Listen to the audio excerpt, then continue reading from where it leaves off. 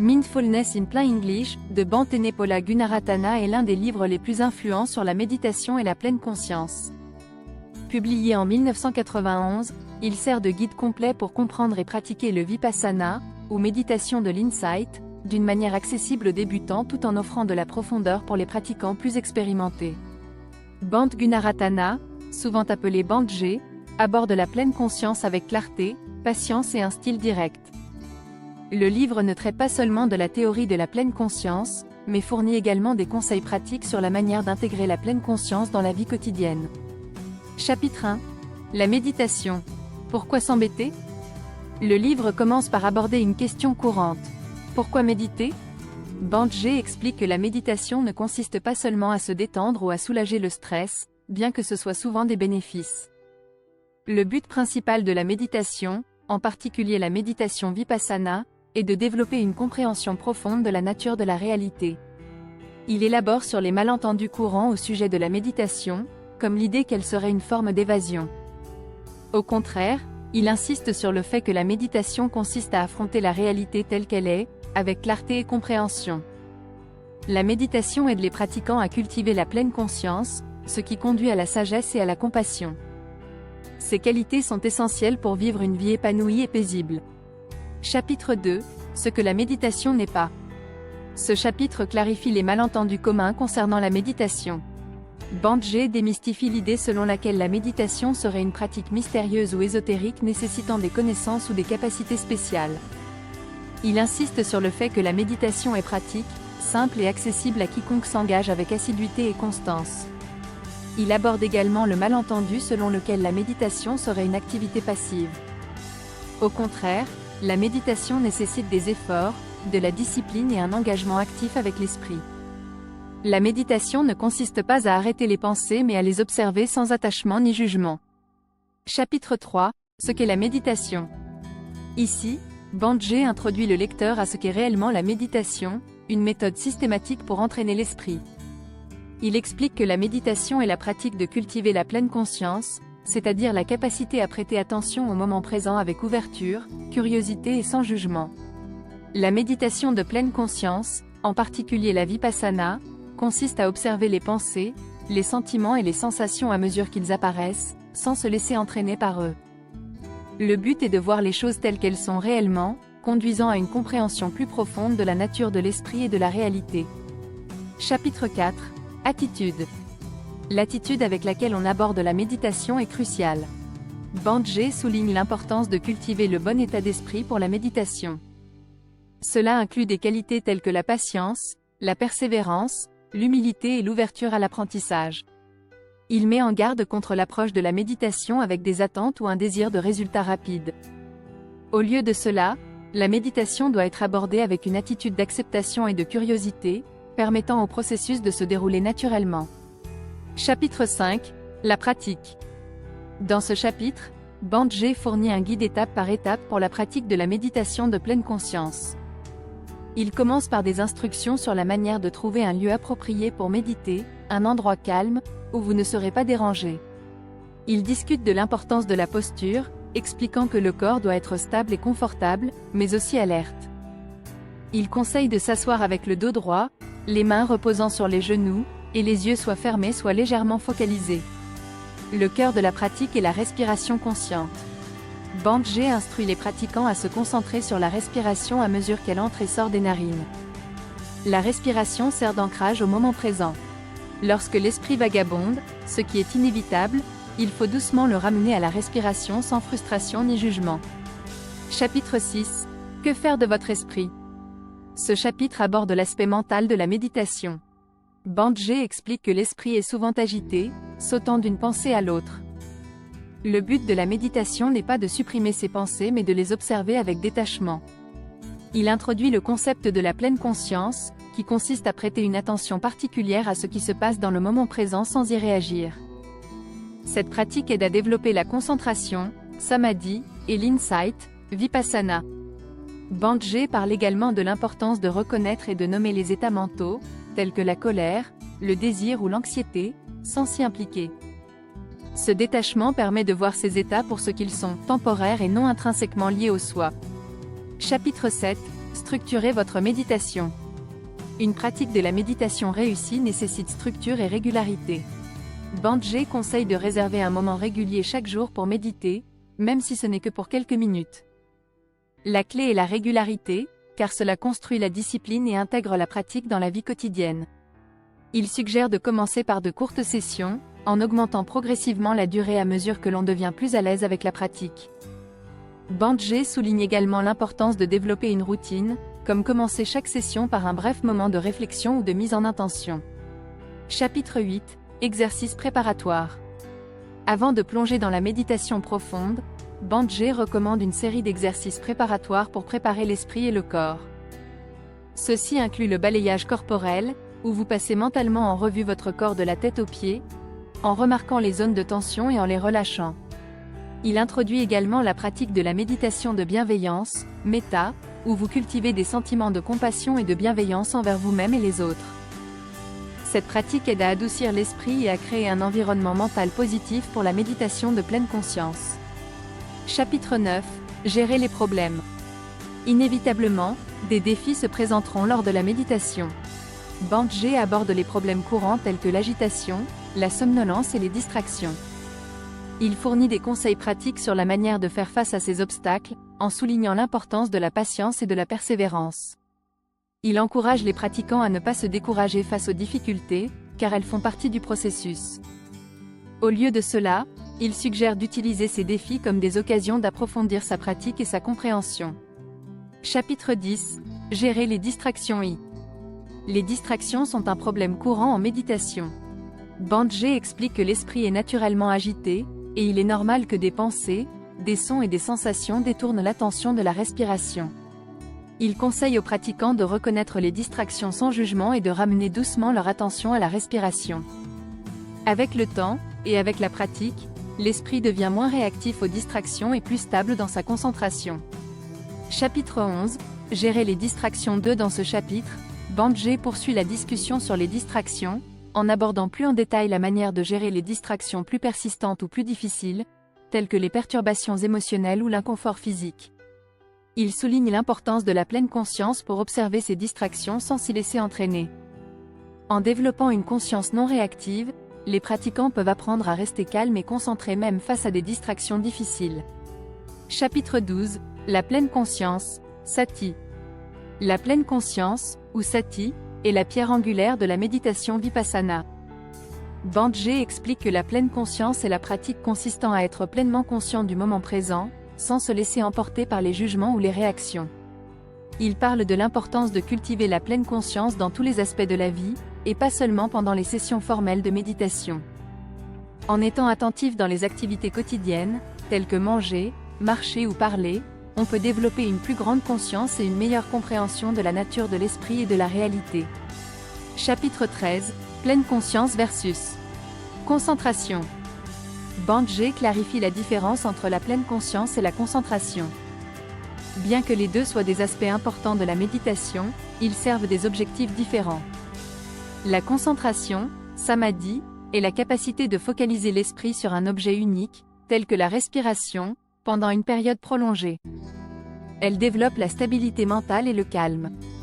La pleine conscience, sati, en revanche, est la capacité d'observer tout ce qui se passe dans le moment présent, qu'il s'agisse de pensées, de sensations ou d'émotions, sans s'y attacher. La pleine conscience permet de voir la nature impermanente et interdépendante de toutes les expériences. Bandje explique que la pleine conscience et la concentration travaillent ensemble pour développer l'insight, vipassana. La concentration stabilise l'esprit, tandis que la pleine conscience apporte la clarté nécessaire pour comprendre la véritable nature de la réalité. Chapitre 14. Le rôle du désir. Le désir, ou l'attachement, est un obstacle majeur à la méditation. Bandje aborde la manière dont le désir crée de la souffrance en nous attachant à des expériences agréables et en évitant les expériences désagréables. Il explique que le désir est naturel, mais qu'il est important de le reconnaître et de le comprendre. En observant le désir avec pleine conscience, sans s'y attacher, on peut commencer à voir sa nature impermanente et à réduire son pouvoir sur l'esprit. Chapitre 15. Le rôle du rejet. Tout comme le désir, le rejet ou l'aversion est un obstacle à la méditation. Bandje explique que l'aversion crée de la souffrance en nous incitant à repousser ou à éviter ce que nous trouvons désagréable. Il souligne l'importance d'observer l'aversion avec pleine conscience, en reconnaissant sa nature impermanente. En pratiquant la pleine conscience, on peut commencer à se détacher de l'aversion et à réagir avec plus de calme et de compassion. Chapitre 16 – Faire face à la souffrance. La souffrance est une partie inévitable de l'expérience humaine, et Bandje aborde comment la méditation de pleine conscience peut aider à la gérer. Il explique que la souffrance provient de l'attachement au désir et à l'aversion, et que la pleine conscience permet de voir ces attachements plus clairement. En observant la souffrance avec une pleine conscience détachée, on peut commencer à se libérer de ses causes et à trouver la paix même dans des circonstances difficiles. Bandje souligne que la méditation n'élimine pas la souffrance, mais elle change la façon dont on y répond. Chapitre 17 – Faire face aux émotions. Les émotions sont une partie intégrante de l'expérience humaine, et elles peuvent être particulièrement difficiles à gérer en méditation. Bandje explique l'importance d'observer les émotions telles qu'elles surgissent, sans les étiqueter comme bonnes ou mauvaises, et sans s'y attacher. Il explique que les émotions sont impermanentes et constamment changeantes, et qu'en les observant avec pleine conscience, on peut développer une compréhension plus profonde de leur nature. Cette compréhension aide à réduire la réactivité et favorise une plus grande stabilité émotionnelle. Chapitre 18 – Faire face à la colère. La colère est l'une des émotions les plus difficiles à gérer, tant en méditation que dans la vie quotidienne. Bandje discute de la nature de la colère et fournit des conseils pratiques sur la manière de la gérer en méditation. Il insiste sur l'importance de reconnaître la colère sans la réprimer ou agir en fonction d'elle. En observant la colère avec pleine conscience, on peut la voir pour ce qu'elle est, un état d'esprit impermanent et malsain. Cette conscience aide à diffuser l'intensité de la colère et permet des réponses plus habiles. Chapitre 19 – Faire face à la peur. La peur est une autre émotion courante et difficile qui peut surgir en méditation. Bandje discute de la nature de la peur et fournit des conseils sur la manière de la gérer. Il insiste sur l'importance de faire face à la peur avec pleine conscience et courage, plutôt que de l'éviter ou de la réprimer. En observant la peur avec une conscience calme et non réactive, on peut développer une compréhension plus profonde de sa nature et apprendre à y répondre avec plus de sagesse et de compassion. Chapitre 20 – Faire face à la culpabilité. La culpabilité est une émotion puissante et souvent destructrice. Bandje discute de la nature de la culpabilité et fournit des conseils sur la manière de la gérer en méditation. Il explique que la culpabilité surgit souvent de nos actions passées ou de nos échecs perçus, et qu'elle peut constituer un obstacle important à la progression en méditation. En observant la culpabilité avec pleine conscience et compassion, on peut commencer à lâcher prise sur le passé et avancer avec plus de clarté et d'acceptation de soi. Chapitre 21 – Faire face au stress. Le stress est une expérience courante dans la vie moderne, et il se prolonge souvent en méditation. Bandje discute de la nature du stress et fournit des conseils pratiques sur la manière de le gérer. Il insiste sur l'importance de la pleine conscience pour reconnaître les signes de stress et prendre des mesures pour le réduire. Cela peut impliquer d'ajuster son mode de vie, de pratiquer des techniques de relaxation ou de simplement prendre le temps de se reposer et de se ressourcer. Chapitre 22 – Faire face à la douleur. La douleur physique est un défi courant en méditation, surtout pour ceux qui sont novices dans la pratique. Bandje discute de la nature de la douleur et fournit des conseils sur la manière de la gérer. Il insiste sur l'importance d'observer la douleur avec pleine conscience, plutôt que de la résister ou d'essayer de l'éviter. En observant la douleur avec une conscience calme et non réactive, on peut développer une compréhension plus profonde de sa nature et apprendre à travailler avec elle de manière habile. Chapitre 23 – Surmonter les obstacles. Dans ce chapitre, Bandje discute des obstacles courants à la méditation et fournit des conseils sur la manière de les surmonter. Ces obstacles incluent la paresse, le doute, l'impatience et l'ennui. Il insiste sur l'importance de la persévérance et de la patience pour surmonter ces défis. En développant un engagement fort envers la pratique et en maintenant une attitude positive, on peut surmonter les obstacles et continuer à progresser sur le chemin de la pleine conscience. Chapitre 24 – Faire face aux émotions. Les émotions font naturellement partie de l'expérience humaine, et elles surgissent souvent en méditation. Bandje discute de l'importance d'observer les émotions avec pleine conscience, sans se laisser emporter par elles. Il insiste sur le fait que les émotions sont impermanentes et constamment changeantes, et qu'en les observant avec une conscience calme et non réactive, on peut développer une compréhension plus profonde de leur nature. Cette compréhension aide à réduire la réactivité et favorise une plus grande stabilité émotionnelle. Chapitre 25. Faire face aux pensées. Les pensées sont une partie naturelle de l'esprit, et elles surgissent souvent en méditation. Banje discute de l'importance d'observer les pensées avec pleine conscience, sans se laisser emporter par elles. Il insiste sur le fait que les pensées sont impermanentes et constamment changeantes, et qu'en les observant avec une conscience calme et non réactive, on peut développer une compréhension plus profonde de leur nature. Cette compréhension aide à réduire la réactivité et favorise une plus grande clarté mentale et concentration. Chapitre 26. Faire face à l'ego. L'ego, ou le sens du soi, est un obstacle important en méditation. Banje discute de la nature de l'ego et fournit des conseils sur la manière de le gérer. Il insiste sur l'importance d'observer l'ego avec pleine conscience et détachement, plutôt que de s'identifier à lui. En développant une compréhension plus profonde de l'ego et de son rôle dans l'esprit, on peut commencer à lâcher prise sur le faux sens du soi et à expérimenter une plus grande liberté et paix intérieure. Chapitre 27. Faire face aux envies. Les envies, ou désirs, sont un obstacle courant en méditation. Banje discute de la nature des envies et fournit des conseils sur la manière de les gérer. Il insiste sur l'importance d'observer les envies avec pleine conscience et détachement, plutôt que de céder à elles. En développant une compréhension plus profonde de la nature des envies, on peut commencer à lâcher prise sur l'attachement et à expérimenter une plus grande liberté et paix intérieure. Chapitre 28. Faire face au doute. Le doute est un obstacle courant en méditation, surtout pour ceux qui sont nouveaux dans la pratique. Banje discute de la nature du doute et fournit des conseils sur la manière de le gérer. Il insiste sur l'importance d'observer le doute avec pleine conscience et détachement, plutôt que de se laisser emporter par lui.